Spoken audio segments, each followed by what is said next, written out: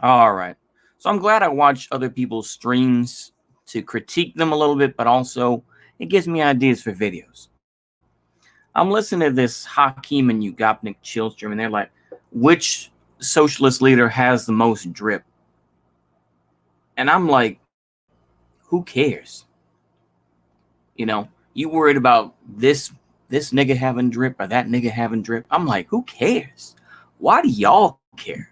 That's my real question. Why do y'all care who has more drip? I'm like, come on, man.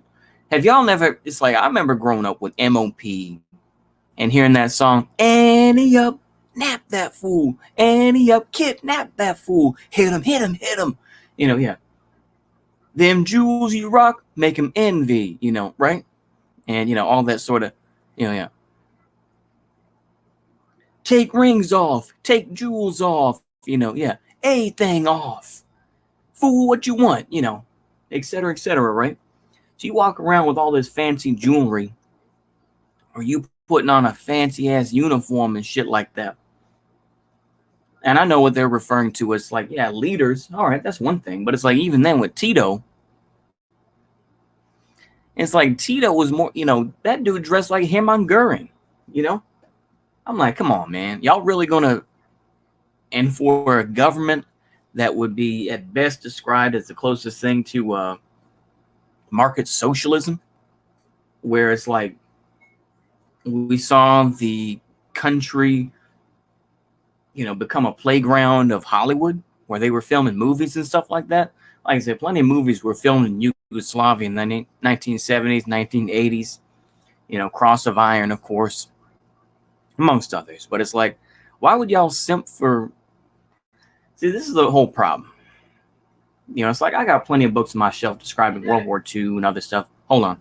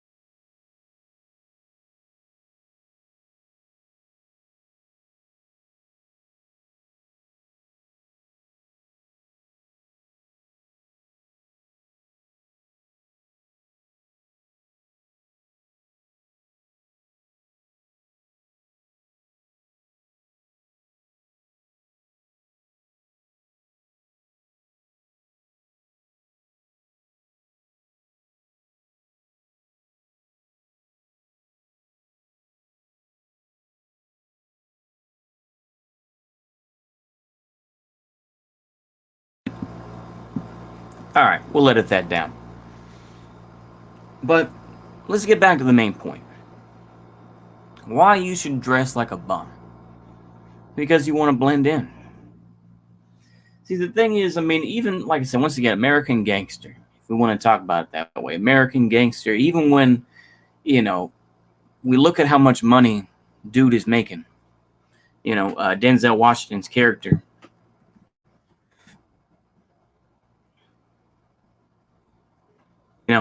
Frank Lucas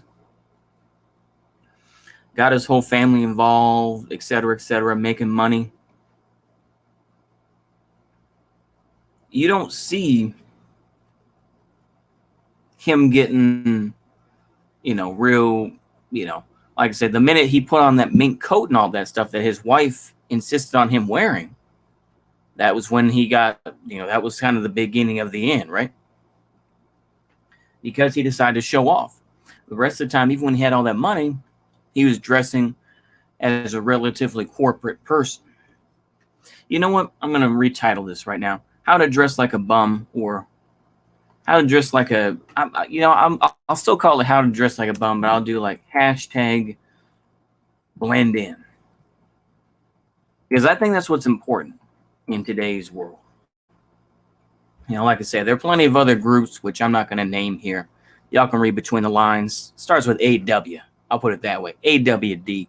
Y'all know what I'm talking about. They blend into the background, right? And that's what you need to do as well. You need to learn to blend into the background.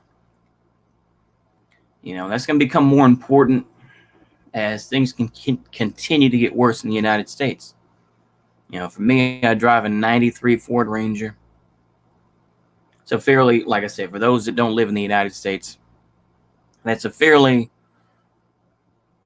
normal kind of everyday sort of vehicle. You can find plenty of Ford Rangers out there, from whatever year from the 90s. You see the newer ones that are, very, bigger and everything else like that.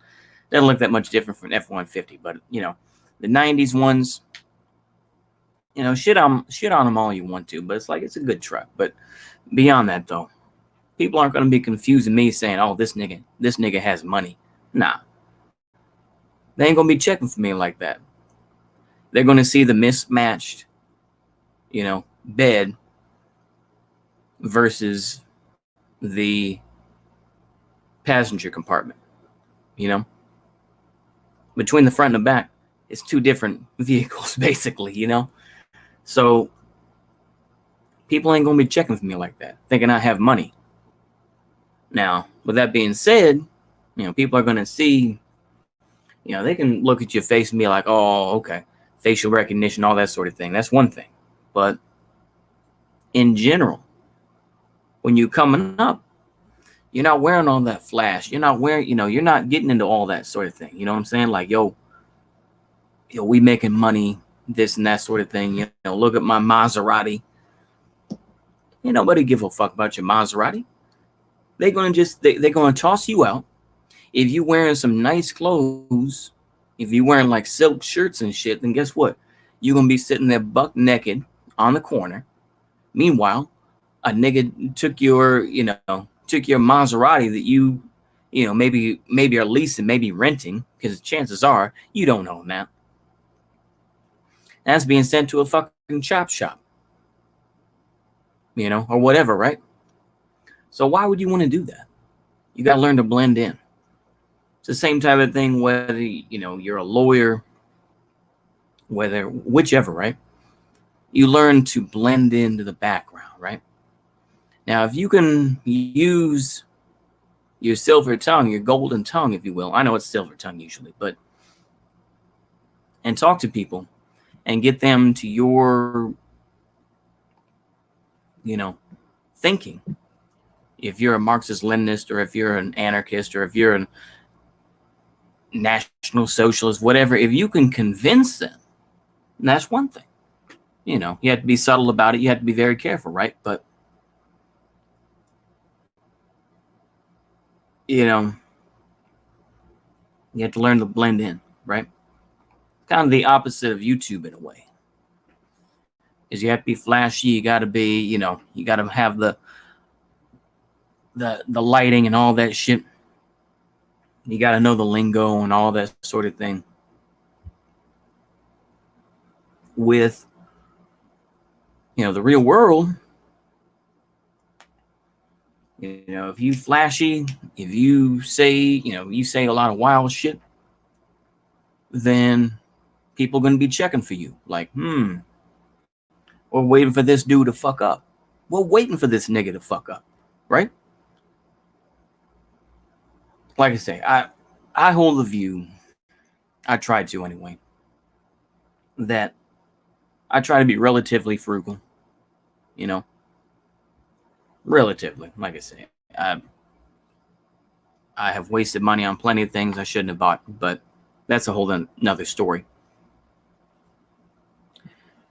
You have to be humble. Is another aspect. Being a braggart, this and that, saying, oh, look how many sales I got. Oh, look at all the chicks I banged, or whatever the case may be. That sort of thing, that braggart sort of stuff. To me, humility, life makes you humble. I've said this before. And it's the same type of thing. I think this is part of the same vine, same root, where, how you dress, right? You want to dress clean, but you don't want people to be thinking, yo, look at this guy, wearing some Stacey Adams or something like that, right? unless that's your job normally. It's like if you're a manager, or you're in the back typing on a computer, or you're working with Excel spreadsheets all day, then people are going to be looking at you like, what's going on, man? Or you're going to fancy places, this and that. It's like, oh, I went to Hawaii with my wife, or I went to whatever, right? People are going to be looking at you like, yo, what's this dude up to? And you create tension, right? I try to listen to these folks like Hakeem and Ugopnik for now. They're amongst the last motherfuckers I listen to, but they like, you see that these motherfuckers ain't doing nothing, and they're like, well, we need to build this sort of system. It's okay for people to make money, this and that. Oh, we want everyone to make money, this sort of thing. And it's like, look, these niggas are finally getting around to the fact that it's like their ideas are no more palatable than National Socialism is to people, right? I would say probably National Socialism is more unpalatable and, derided, hated, same as fascism, even more so than Marxist-Leninism, I mean, you can blame propaganda, you can blame so many things. That's cope at the end of the day. I just think the thing is that, a lot of folks are upset, obviously. They see that this system is failing, but they're still living comfortably for the most part. Most people are. And they have access to get good things. So you see the rioters and all this sort of thing. You see the BLM stuff, but you're like, okay, but I'm still living good. That's what people are saying, right? They're still living good. Now that's going to change. I'll just say that right now. It's going to change. But who's going to be out there? Like I say, you don't see a lot of viable groups out there. So you have to be amongst the people and talk to them, right? I think everybody agrees with that. Obviously MLs are kind of the ones that have the market sort of idea going amongst the people sort of thing. But, they're not really doing it, are they? They, we've seen with Haas even, like, right? Where it's like, oh, only teenagers wash dishes and shit like that. I'm like, my nigga, what? This is why, it's like, come on, man. Sometimes people have hard times. It's like, yeah, it's like I worked as, someone that was folding laundry and stuff like that and putting it into a big dryer at Alsco. You gonna tell me that's a teenage job? You see plenty of niggas that's like, in their 40s or 50s, this is what the job they have, right? Now, some of those folks, granted, Vietnamese, they're, Hispano or Chicano, and, in general, they just speak simple English, this and that. I'm not going to get racist. I'm not going to be all, America first sort of thing. It is what it is, right? But, you're looking down on people like that. How you expect to build and make assumptions that you think that, niggas is automatically going to be on your side, It's like, come on, man. I don't think it's that simple, where you hear these MLs like, or you hear Blackbird Garb when he was putting videos on YouTube like, oh, well, yeah, when we go into these certain places, the Hispanos and the Chicanos, they'll be on our side already. Nigga, what? Why? Because you say some stuff? It's like, do you say habla español? Do you understand the culture? Do you understand any of that? Come on, man. It's like, you see this type of assumption where it's just like, oh, well, they'll automatically be on our side. It's like, I don't give a fuck how many books you read, nigga. It's like, you need to learn how to figure out what the actual material conditions are today, right? Some folks, it's like, you may have, some folks that are working in a factory that may, or maybe they're working like a Tyson food factory, and you find out that, Their cousin works for, a narco, right? They work for El Chapo, whatever, right? And you'd be like, yo, we're against that. But it's like, we're going to take the narcos down. And he's going to be looking at you like, bendejo, you know, you ain't going to get my cousin, man. Yeah, like I said, it's more of a Cuban accent, but still, it's like, come on, man. So, but it starts to me with dressing as you are.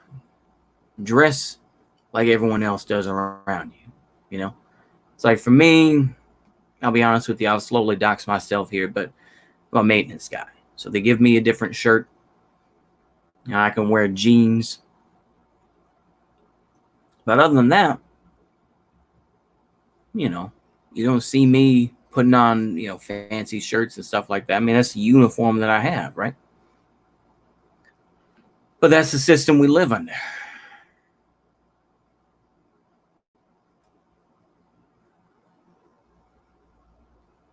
But that's the way it goes. Anyway, I think that's all I gotta say. Hopefully y'all enjoy that. See you later. Goodbye.